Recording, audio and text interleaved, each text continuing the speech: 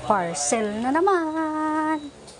Inatabayanan mo nga kasi pati si Gatsilian nila, si Wing Gatsilian, meron din siya na, meron din siyang post na binomonitor din nila yung kanila kasi nila. Ito nasa kwarto sa Mindanao to, sa Mindanao.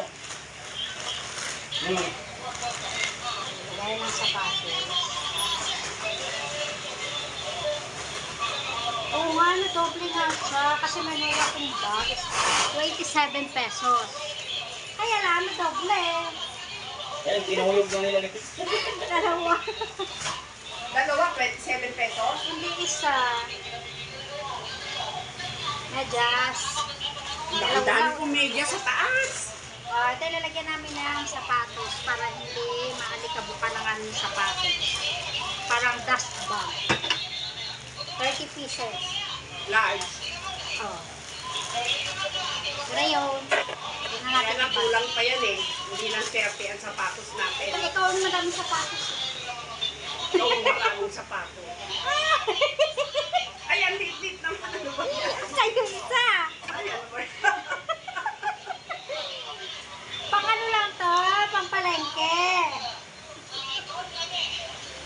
Oo nga ngayon to nakalalan eh. Wala ka namang mailalagay, cellphone lang at saka tissue. Oh, ha? May ano pa. Pwede mo nang gawin kwintas yan. Gold. Ayun naman. Parang ano lang siya, parang wallet.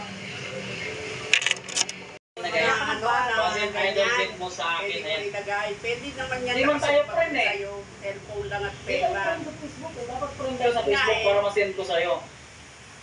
Ay, Ayaw kang teacher ka, buhay ka pa. ay, ilalagay. Dahil security mo to, grabe. Ayan, sa loob. Ay, pagdugtong pala silang dalawa.